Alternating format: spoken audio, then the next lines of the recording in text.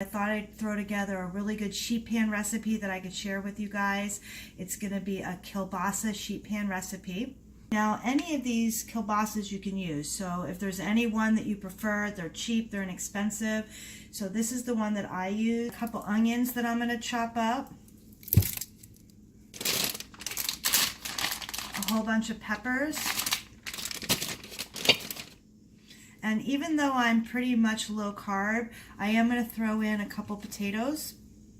And these are going to be for the whole entire recipe, which is going to get many, many servings out of it. I'm also going to be tossing everything with the minced garlic and oil, herbs from my garden,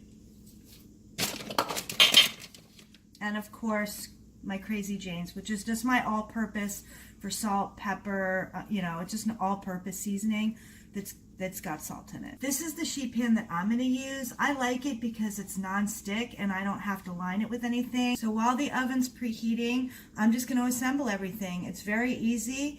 It's just a bunch of chopping. Every single time I cook, I try to consider it meal prepping. So I'm going to be using 2 of these along with 2 of everything else. I'm just going to go ahead and cut it into slices. So now I have my kielbasa all cut up in the bowl, and I'm just going to chop up the onions. So now we've added the onions to the kielbasa. Now I'm going to chop up some peppers. Okay, so now I've added the peppers. Now I'm just going to rinse and scrub the potatoes and then cut them up in chunks.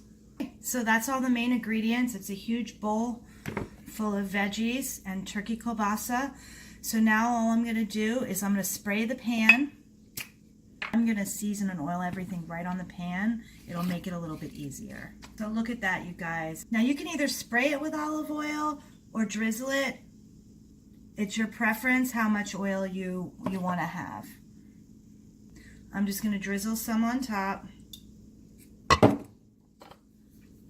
Put on our Crazy Jane's. I'm going to add some chopped garlic and oil. Or you can also use garlic powder, whichever you have. You can use whatever herbs you like. You can use Italian seasoning, any type of seasoning you wish. This is oregano. I've also got some Thai basil that I'm going to throw on also. I also have some green onions.